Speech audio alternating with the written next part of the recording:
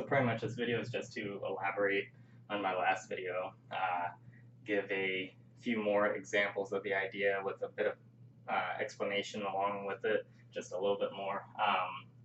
So for one, there's actually a lineage, or maybe possibly several lineages of Wing Chun that have the same ideas that I do, which I didn't know about before.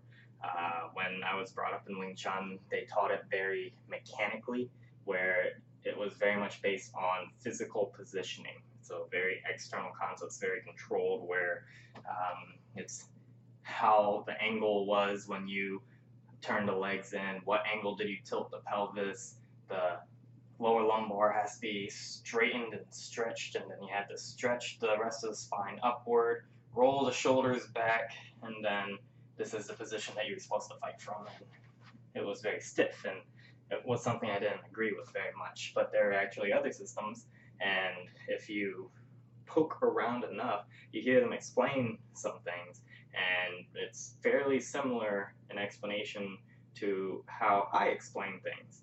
And so where most Wing Chun would say power comes from the ground, which means that they're driving their force, I would at this point say power comes from the weight, which is actually something that some of these other lineages of Wing Chun also say, that power comes from the weight, not the ground, and that if you get power from the ground, typically it's very driving. Now you can launch weight from the ground, but that's a little different than literally seeing yourself as an extension of the floor, right?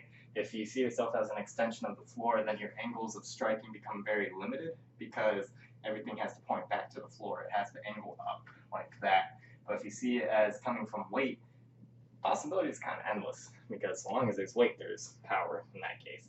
So instead of trying to control the physical appearance of the body, what they would do is pretty much, and this is how I would explain it also, is you just start releasing the body to gravity. When you do that, you have to release inside to gravity as well. So you feel the weight of the stomach and you release it and you let it sink down. You let the muscles let go. You release the spine to gravity. When you release the spine to gravity and keep it upright, so pretty much maintaining your height, but releasing to the pole, the spine straightens. The hips are going to tilt just slightly naturally to catch the straightening spine, and the hip sockets are going to turn in just slightly to disperse the weight outward, and you're going to feel your weight really driving down through your heels. That's pretty much the same thing that everyone trying to do the external manipulation is trying to achieve when they get their stance, and they become very tense and uncomfortable and a little sore over time, might create health problems for all I know, but not 100% sure. But if you did it too long, I'm sure it would, because you're forcing the spine straight, which is also developing muscles to hold it in that position, which could also be bad. But besides that, just releasing and relaxing, you get a very similar position, right? And you become more stable because your weight is constantly being pulled down to the ground. Where in the other one, you're actually tensing, and it's a weird thing because you're locking your body in place, but technically your structure is only strong if you lock it as the weakest muscle that is holding that union together, right? So you have two things to me. You have form, you have essence. Form, an example would be a cup. Essence would be water. The form, the cup, is worthless if it does not hold water. You can put water in it, but until it has water, it has no purpose. Water itself is also worthless without having a way of getting it to your mouth or transferring it, moving it anywhere from place to place, right? It has to have something to conform to, right? It has to have something that can contain it. And so if you have a bowl, if you have a cup, if you have just something random that can hold water, a canteen, anything, it doesn't matter. The water will sit in it and it will provide the same use. And so the form itself is useless. All that matters is that there is form. The essence is the part that matters. So people who force the body into position, as far as I'm concerned, are people who are form. They are a cup, with very little to no water inside of it. And that water is the actual important aspect between the two, not the cup itself. And so essence is what matters. And so you have to understand the internal mechanics of what's happening to your body and not just the external, outward, easy to see. Otherwise, anyone who can mimic a cross is going to be a perfect boxer. They pivot on the foot, they turn the hip, they turn the shoulder over, and they reach with the hand. Perfect punch. Why isn't it the perfect punch? Because there's something else that you can't see that is making that punch work. Are they just turning in place? Are they driving forward? Are they dropping their weight in? Why is their foot turning? Are they turning their foot consciously, or is it the result of the rest of the body's motion, right? Is it the result of shifting weight that causes the foot to pivot? All those kinds of questions. Those are things that people don't typically ask. Instead, they just say, I'm going to move my hip, and that's not quite right. So to me, body follows weight. Weight does not follow body. And that is why this punch idea hits harder, right? So again, just to demonstrate, this is a driving punch, right? And when that hits, it's not going to hit very substantially, right? It's going to hit like that. And there's a reason why people say arm punches are weak.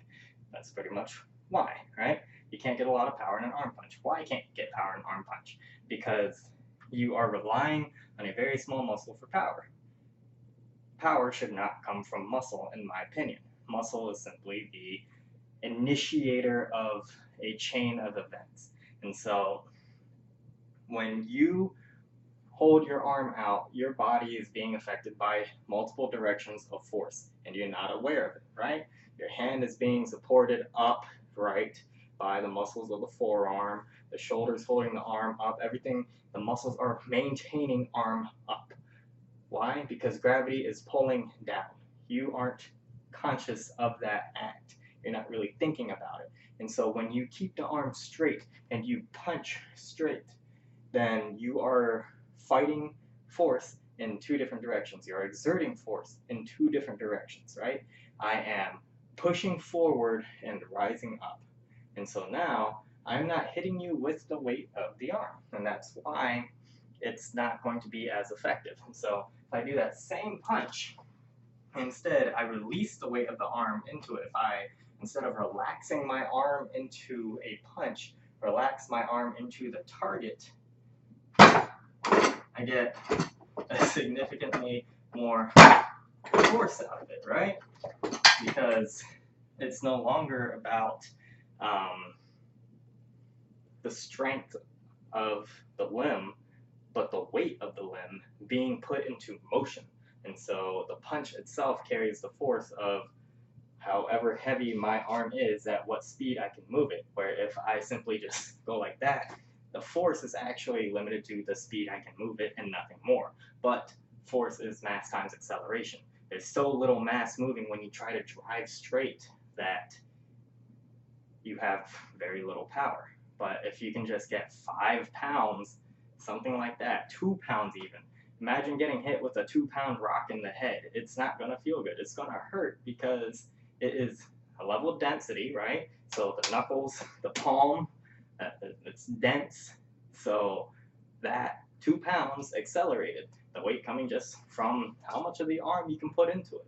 And then even an arm punch is something that hurts, something that has force behind it, something that can penetrate through a target, right? And that's what makes the strikes hurt so much more, is because they don't hit the surface, but they leave a reverberation within the body, right? So it's like hitting with a hammer, right?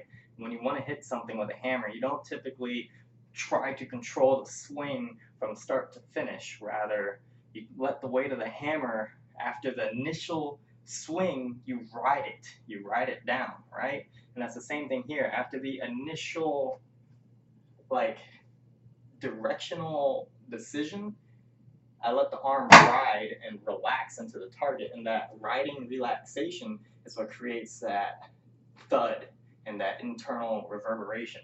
And so if I try to drive, if I were to like palm strike the dummy, that's what I get, right?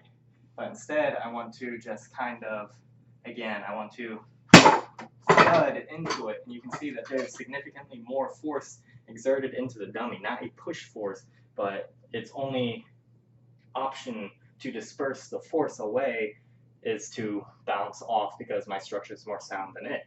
So you take the same concept and you use it with the whole body, and suddenly you hit so much harder because you're no longer stopping yourself. And that's really the key to a lot of these forms of power, is that you don't stop your force. You don't hit with strength. That is not your goal. Your goal is to hit with weight. You want to connect weight into the target. And so if I were to hammer fist, I don't want to just try to swing as fast as I can. When I swing the arm, this is really the only thing moving. So really it's about the strength that I can fold the shoulder in with speed, right? A little bit of weight from the hand, but that's about it. Instead, I want to hit with the weight of the arm, and then when I try to do that, even if it's very minor, one, the muscles holding me up from gravity have released. And so now the weight of the arm is unified and it hits significantly harder. And so same thing, I don't want to just swing like that. I want to actually hit with that release of weight. I want to release the limb to gravity with directional intent. So it creates a slope, right? It's the same thing with a full body motion. And so kind of what I was talking about with the cross before, right? I don't want to just drive, right? That becomes all muscular strength. It becomes very limited into the fact of how strong are my legs, how strong is the muscles of my back, my core, the chest for connective purposes, the shoulder muscles for connective purposes, and the arm. And that creates all those kinks that I had talked about previously that aren't good, because now your power is also going to be based on the weakest muscle of that chain, right? Because when one of them cannot support any further, the power stops. So you don't want to focus on that. That's power from the ground. That is, how hard can I push off the ground and become an expanding wedge between my target and the planet itself. Rather, I want to just relax into the target. So if I'm throwing a cross, I don't need to push. Rather, I just need to make sure that my weight drops into them, right? And so, same mechanic, but again, I'm just going to use that as a palm into the side of the dummy. If I drive, I can get good force. I'm not saying that there's no force in it. I'm saying it's inefficient and more tiring than necessary. And so if instead I hit with my weight, it's a lot easier, and I will get more force out of it. It will also be a more penetrative force. It's going to be something that causes significantly more damage than a just driving form of power. It's not as simple as swinging either. Like, when you figure it out, it's extremely simple, but it's not swinging. And the reason why I have to say that is because swinging, when you swing something, you still are maintaining up against gravity, right? You have to release to gravity, and so you're kind of swinging with gravity, but you have to release the control itself. And when you swing something, typically you hold control over it. You are controlling where it is at every moment, and that's not quite what you want. You want to be able to just let it go. If you're only using your arm, it's almost like you disconnect your arm from the rest of your body. Like you just said goodbye and it's gone. So this concept is something that, again, creates structure. It is a concept that brings you your power.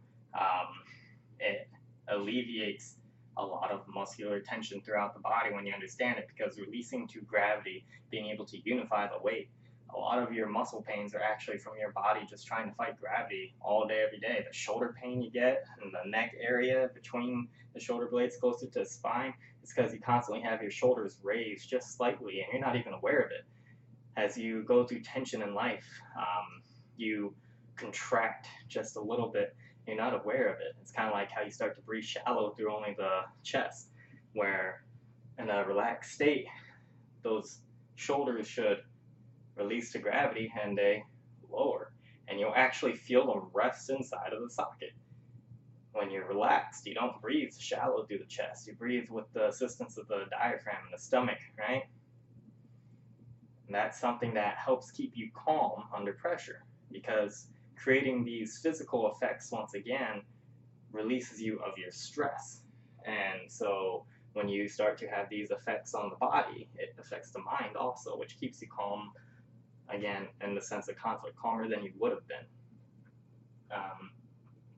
I would say that about explains this. So again, you're not controlling the body to shift the weight, but rather you're shifting the weight and letting the body follow. When I'm hitting something, I'm not trying to hit it with the strength of the limb, but rather with the weight of the motion. So I just want to make sure I'm hammering weight into the target, and that's what really starts to get that penetration into the target, because again, it's not about trying to hit the target, it's about trying to just drop my weight into it.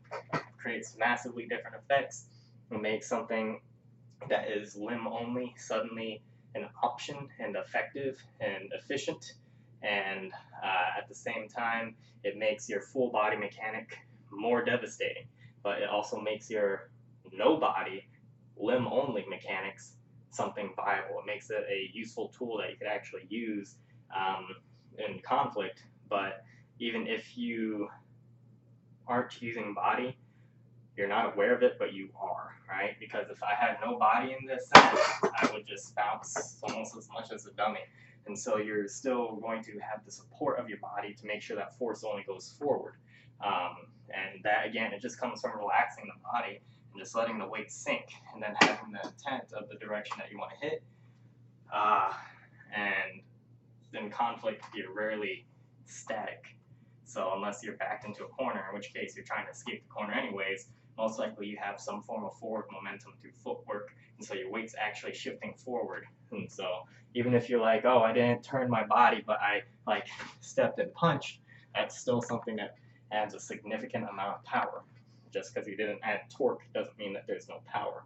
It just means that there's less than there could have been. Okay, that's all I got.